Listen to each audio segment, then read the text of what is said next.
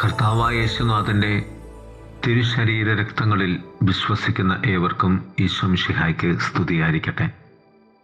ഇന്ന് കത്തോലിക്ക സഭ കർത്താവായ യേശുനാഥൻ്റെ പരിശുദ്ധ ശരീരത്തിൻ്റെയും രക്തത്തിൻ്റെയും തിരുനാൾ കൊണ്ടാടുകയാണ്. കോർപ്പൂസ് ക്രിസ്തി തിരുനാൾ. ഏവർക്കും ഈ തിരുനാളിൻ്റെ അനുഗ്രഹ ആശംസകൾ നേർന്നുകൊള്ളുന്നു. തിരുസഭ മാതാവ് ഇന്ന് നമുക്ക് നൽകുന്ന വചനധ്യാനം മർക്കോസിൻ്റെ സുവിശേഷം 14-ാം അധ്യായം 12 മുതൽ 16 വരെയും 22 മുതൽ 26 വരെയും ഉള്ള വാക്യങ്ങൾ. കർത്താവായ യേശുനാഥൻ്റെ അന്ത്യ അത്താഴ വിരുന്നനുഭവം.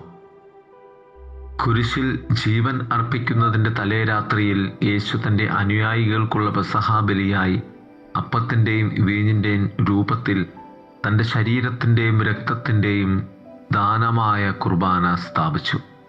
പരമ്പരാഗതമായി അവസാനത്തെ അത്താഴം എന്ന് വിളിക്കപ്പെടുന്ന പശ്ചാത്തലത്തിലാണ് ഇത് ചെയ്തത്. ഈ ഞായറാഴ്ച നാം ആഘോഷിക്കുന്ന ആഘോഷം കർത്താവിൻ്റെ ശരീരത്തിൻ്റെയും രക്തത്തിൻ്റെയും ദാനത്തെ കേന്ദ്രീകരിച്ചാണ്. യുഗാന്ത്യത്തിൽ കർത്താവ് വീണ്ടും മഹത്വത്തിൽ വരുന്നതുവരെ വിശുദ്ധ കുർബാനയിൽ നാം പങ്കെടുക്കുന്നു. യഹൂദ പെസഹ കുഞ്ഞാടുകളെ ബലിയർപ്പിക്കുന്ന സമയത്ത് കുർബാന സ്ഥാപിച്ച് യേശു ക്രിസ്ത്യൻ പെസഹ ആഘോഷം ഉദ്ഘാടനം ചെയ്തു. പുരാതന ആചാരങ്ങൾ ഈജിപ്തിലെ അടിമത്തത്തിൽ നിന്നുള്ള ദൈവജനത്തിൻ്റെ സ്വാതന്ത്ര്യത്തെ അനുസ്മരിക്കുന്നത് പോലെ ക്രിസ്തീയ ആചാരങ്ങൾ പാപത്തിൽ നിന്നും മരണത്തിൽ നിന്നുമുള്ള സ്വാതന്ത്ര്യത്തെയും നിത്യജീവൻ കൊണ്ടുവരുന്നതിനായി മരിച്ചവരിൽ നിന്ന് ഉയർത്തെഴുന്നേറ്റ ക്രിസ്തുവിലൂടെയും അർപ്പിക്കപ്പെട്ട പുതിയ ജീവിതത്തിൻ്റെ ദാനത്തെയും ഓർമ്മിപ്പിക്കുന്നു. ഈ വിരുന്നിൻ്റെ സന്തോഷകരമായ പ്രതിധ്വനി കോർപ്പസ് ക്രിസ്തി ഞായറാഴ്ചയിലെ ആദ്യ കുർബാന ചടങ്ങിൽ പലപ്പോഴും കാണുകയും കേൾക്കുകയും ചെയ്യുന്നു. കർത്താവിൻ്റെ ശരീരത്തിൻ്റെയും രക്തത്തിൻ്റെയും ആഘോഷം അവസാനത്തെ അത്താഴം മുതൽ നടക്കുന്നുണ്ടെങ്കിലും എല്ലാം വിശുദ്ധ കുർബാനയിലും ആഘോഷിക്കുന്നത് തുടരുന്നു. ബെൽജിയത്തിലെ ലീച്ച് രൂപതയിൽ ആരംഭിച്ച 1246 മുതൽ കോർപ്പസ് ക്രിസ്തിയുടെ കൂടുതൽ ഔപചാരികമായ വിരുന്ന് ആചരിച്ചു വരുന്നു. 1225 മുതൽ 1274 വരെ ജീവിച്ചിരുന്ന ഡൊമിനിക്കൻ സെന്റ് തോമസ് അക്വിനാസ് രചിച്ച നിരവധി ഗ്രന്ഥങ്ങൾ ഉൾപ്പെടുത്തി അതേ നൂറ്റാണ്ടിൻ്റെ അവസാനത്തിൽ ലത്തീൻ സഭയിൽ ഉപയോഗിക്കുന്നതിനായി ഈ വിരുന്ന് റോമൻ മിസ്സളിലേക്ക് പ്രവേശിച്ചു. ഈ മഹത്തായ വിരുന്നിൻ്റെ ആരാധനക്രമം അങ്ങനെ സ്ഥാപിക്കപ്പെട്ടു. മധ്യകാലഘട്ടത്തിൽ അതിൻ്റെ ഉത്ഭവം മുതൽ വിശുദ്ധ കുർബാനയിൽ സമർപ്പിക്കപ്പെട്ട അപ്പത്തിലും വീഞ്ഞിലും ഉദ്ധിതനായ ക്രിസ്തുവിൻ്റെ യഥാർത്ഥ സാന്നിധ്യത്തിലുള്ള കത്തോലിക്ക വിശ്വാസം സ്ഥിരീകരിക്കാൻ ഉദ്ദേശിച്ചിട്ടുള്ളതാണ് കോർപ്പസ് ക്രിസ്തിയുടെ ആഘോഷം. വിപുലമായ ഒരു ആഘോഷത്തിൽ വിശ്വാസികളുടെ ആരാധനയ്ക്കും വാഴ്ത്തപ്പെട്ട കൂദാശയുമായുള്ള ആശീർവാദത്തിനും വേണ്ടി വിശ്രമത്തിൻ്റെ ബലിപീഠത്തിലേക്ക് കൊണ്ടുപോകും. ഈ സമ്പ്രദായം ഇപ്പോഴും പല സ്ഥലങ്ങളിലും നടക്കുന്നു. ഘോഷയാത്രയും ആശീർവാദവും പരമ്പരാഗതമായി ത്രിത്വ ഞായറാഴ്ചയ്ക്ക് ശേഷമുള്ള വ്യാഴാഴ്ച നടത്തപ്പെടുന്നു. അഥവാ അത് സാഘോഷമാക്കുവാൻ ഞായറാഴ്ച സഭയിൽ കൊണ്ടാടുന്നു. എന്തുകൊണ്ട് വ്യാഴാഴ്ച?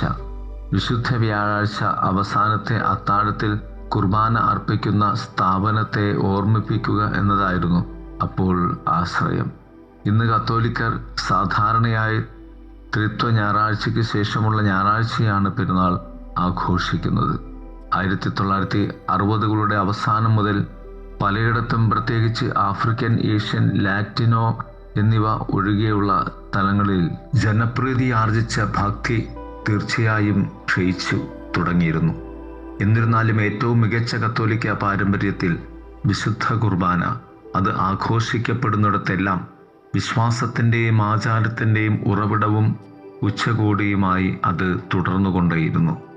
ശരീരത്തിലും രക്തത്തിലും ക്രിസ്തുവിലുമുള്ള ഉറച്ച വിശ്വാസവും വാഴ്ത്തപ്പെട്ട കൂദാശയുടെ അല്ലെങ്കിൽ വിശുദ്ധ കുർബാനയുടെ ക്രമമായ സ്വീകരണത്തിലും കത്തോലിക്ക സിദ്ധാന്തത്തിനും ആത്മീയതയ്ക്കും വിശുദ്ധിയുടെ വളർച്ചയ്ക്കും അടിസ്ഥാനമാണിത്. ഇതാണ് നമ്മുടെ അവകാശം. എല്ലാ ദിവസവും ദൈവം നമുക്ക് പിതാവായി നിൽക്കുന്നു. ഏറ്റവും നല്ല ഗോതമ്പ് എന്ന സമ്മാനം നമുക്ക് സന്തോഷത്തോടെ സ്വീകരിക്കാം. ഏറ്റവും നല്ല ജീവൻ്റെ സാന്നിധ്യമായ കൃപയുടെ അപ്പം. 16-ാം നൂറ്റാണ്ടിലെ പ്രൊട്ടസ്റ്റന്റ് പരിഷ്കർത്താക്കൾ സ്വിംഗ്ലി, കാൽവിൻ, ലൂഥർ തുടങ്ങിയവരും വിശുദ്ധ കുർബാന ഒരു പ്രതീകമാണെന്ന് പഠിപ്പിച്ചു. അന്ത്യകാലം വരെ നമ്മോടൊപ്പം ഉണ്ടാകുമെന്ന് വാഗ്ദാനം ചെയ്ത ഉദ്ധിതനായ കർത്താവിൻ്റെ യഥാർത്ഥ സാന്നിധ്യവും കുർബാനയിൽ നാം കാണുകയും സ്വീകരിക്കുകയും ചെയ്യുന്നു എന്നതാണ് സഭയുടെ അഖണ്ഡമായ സാർവത്രികമായ ഉദ്ബോധനം. ഇത് ഒരു വലിയ നിഗൂഢതയാണ്, രഹസ്യമാണ്, എന്നാൽ അതേസമയം ഒരു ലളിതമായ സത്യമാണ്. വിശുദ്ധ കുർബാനയിൽ സ്വീകരിക്കപ്പെട്ടതും സമാഗമ കൂടാരത്തിൽ ആരാധിക്കപ്പെടുന്നതും അല്ലെങ്കിൽ എക്സ്പോസിഷനിലെ ബലിപീഠത്തിൽ എഴുന്നള്ളിച്ച് വയ്ക്കുന്ന വാഴ്ത്തപ്പെട്ട കൂദാശയിൽ ദൈവം നമ്മുടെ കൂടെ വളരെ സവിശേഷവും ഏകവുമായ രീതിയിൽ ഉണ്ട്. അതിൻ്റെ ആശീർവാദവും അനുഗ്രഹവും നൽകിക്കൊണ്ട് കുർബാന, വിശുദ്ധ കുർബാന ക്രിസ്തുവിൻ്റെ രക്തത്തിലുള്ള പുതിയ ഉടമ്പടിയിലൂടെ ഉള്ള ബലി അല്ലെങ്കിൽ സമർപ്പണമാണ്. അതുപോലെ ഏകദൈവത്തെ സ്തുതിച്ചുകൊണ്ട് വിശ്വസ്തരായ ദൈവജനത്തിൻ്റെ യേശുവിന് ഏകീകൃതമായ അർപ്പണമാണിത്. ഒരു ക്രിസ്ത്യാനിയുടെ മുഴുവൻ ജീവിതവും കുർബാനയുടെ ദീർഘിപ്പിക്കലാണെന്ന് വിശുദ്ധ പൗലോസ് അപ്പോസ്തലൻ പ്രസംഗിച്ചു. ക്രിസ്തുവിനോട് ഉള്ള ഐക്യത്തിൽ ദൈവത്തിന് അർപ്പിക്കുന്ന ഒരു ആത്മീയ ബലിയാണത്. ഇക്കാരണത്താൽ വിശുദ്ധ പൗലോസ് തൻ്റെ ശ്രോതാക്കളോട് തങ്ങളെ തന്നെ ജീവനുള്ളതും വിശുദ്ധവും ദൈവത്തിന് സ്വീകാര്യവുമായ ഒരു യാഗമായി അർപ്പിക്കാൻ ഉദ്ബോധിപ്പിച്ചു. ഇന്നും നമുക്ക് ഓരോരുത്തർക്കുമുള്ള സന്ദേശവും ആത്മാവിലും സത്യത്തിലും നമ്മുടെ മതത്തിൻ്റെയും ആരാധനയുടെയും ഹൃദയവും ഇതാണ്. വിശുദ്ധ പൗലോസ് ശ്ലീഹ റോമാക്കാർക്ക് എഴുതിയ ലേഖനത്തിൽ 12-ാം അധ്യായം 1-ാം വാക്യം, നാം കുർബാനയ്ക്ക് വരേണ്ടത് കേവലം കടപ്പാട് കൊണ്ടല്ല, മറിച്ച് കുർബാന ആഘോഷം ക്രിസ്തുവിലുള്ള നമ്മുടെ ജീവിതത്തിൻ്റെയും മറ്റുള്ളവരുമായുള്ള നമ്മുടെ കൂട്ടായ്മയുടെയും അവിഭാജ്യ ഘടകമായതുകൊണ്ടാണ്. കുർബാനയുടെ ആഘോഷവും സ്വീകരണവും നമ്മുടെ ശക്തിയും സന്തോഷവുമായിരിക്കണം. നമ്മുടെ എല്ലാ നിലനിൽപ്പും അർത്ഥം നൽകുന്ന വിശ്വാസത്തിലും സ്നേഹത്തിലുമുള്ള പ്രതിബദ്ധതയാണത്. കുർബാനയ്ക്ക് പോകുന്നത് കൊണ്ട് ഞങ്ങൾ ക്രിസ്ത്യാനികളല്ല, എന്നാൽ നമ്മൾ ക്രിസ്ത്യാനികളായതിനാൽ കുർബാനയ്ക്ക് പോകുന്നു. ദൈവത്തിന് നമ്മോടുള്ള അതിരുകളില്ലാത്ത സ്നേഹം ആഘോഷിക്കാനും കർത്താവ് തൻ്റെ ഇടയിൽ നടന്നതു മുതൽ ക്രിസ്തുവിൻ്റെ അനുയായികൾ ഏർപ്പെട്ടിരിക്കുന്ന പ്രവർത്തനങ്ങളിൽ പങ്കുചേരാനും വേണ്ടിയാണ്.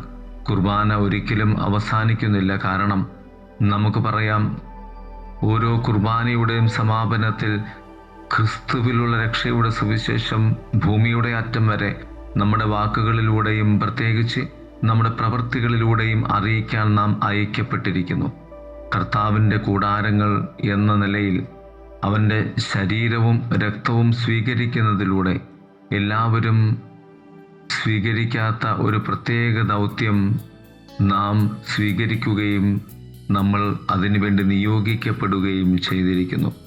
ക്രിസ്തുവിൻ്റെ വാഹകർ, ക്രിസ്റ്റഫർമാർ, നമ്മുടെ അവസാന ശ്വാസം വരെ എല്ലാ ജനങ്ങൾക്കും പരമോന്നതമായ ഈ ദൈവവിളി ഉണ്ടാകുമോ, ആർജിക്കുവാനുള്ള വിശ്വാസം ഉണ്ടാകുമോ, പ്രാർത്ഥിക്കേണ്ടതുണ്ട്. ദിവ്യ കാരുണ്യത്തിൻ്റെ ഏറ്റവും വലിയ മഹനീയ രഹസ്യത്തിൽ നാം നമ്മുടെ ജീവിതത്തിൽ ജീവിക്കുവാനായി. ദൈവം നമ്മെ സമർത്ഥമായി അനുഗ്രഹിക്കട്ടെ. ആമേൻ. അപ്പവും വീഞ്ഞും പകുത്തു നൽകാം, നിന്റെ പൈതാഹമെല്ലാം തീർത്തു തരാം. ഉൾത്തടം കഴുകി നീ അണയുകിലിന്നെൻ്റെ സ്വർഗീയ വിരുന്നു ഞാൻ വിളമ്പിത്തരാം. അപ്പവും വീഞ്ഞും പകുത്തു നൽകാം. നിന്റെ പൈതാഹമെല്ലാം തീർത്തു തരാം. ഉൾത്തടം കഴുകി നീ അണയുകിലിന്നെൻ്റെ സ്വർഗീയ വിരുന്നു ഞാൻ വിളമ്പിത്തരാം.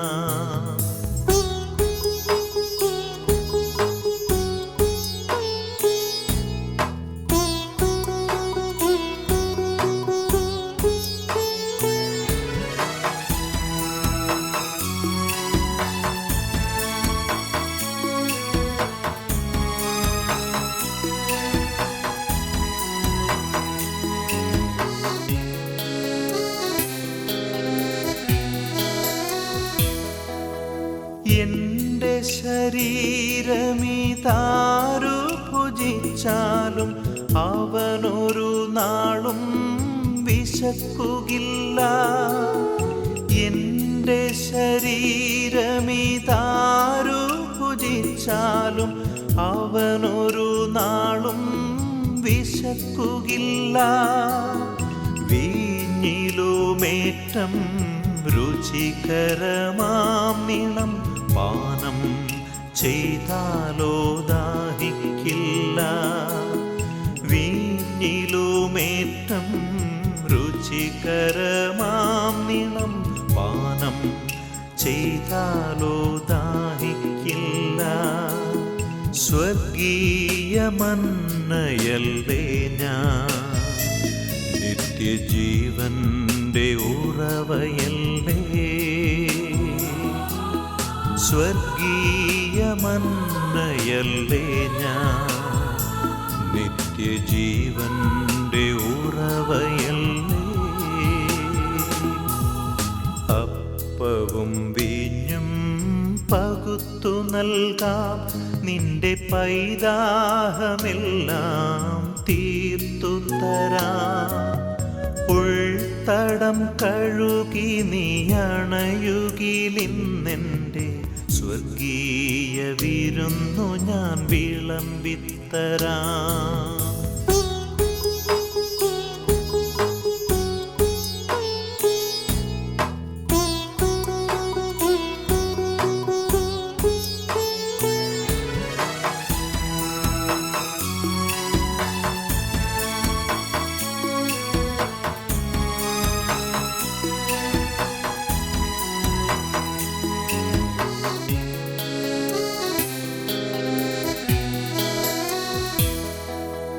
നീ വരുമെന്ന് നിനച്ചു ഞാനെന്നും സെഹിയോൻ ശാലയിൽ കാത്തിരിപ്പു.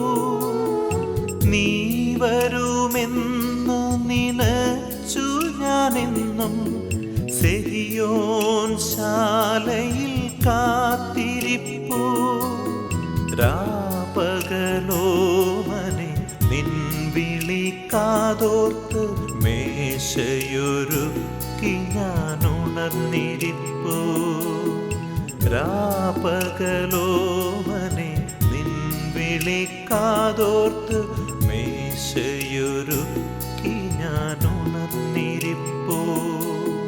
ദിവ്യകാരുണ്യമല്ലേ ഞാൻ, സ്നേഹപാരമ്യം തന്നെയല്ലേ. ദിവ്യകാരുണ്യമല്ലേ ഞാൻ, സ്നേഹപാരമ്യം തന്നെയല്ലേ. അപ്പവും വീഞ്ഞും പകുത്തു നൽകാം. നിന്റെ പൈതാഹമെല്ലാം തീർത്തു തരാം.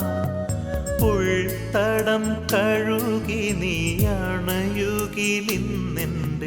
സ്വർഗീയ വിരുന്നു ഞാൻ വിളമ്പിത്തരാം. സ്വർഗീയ വിരുന്നു ഞാൻ വിളമ്പിത്തരാം.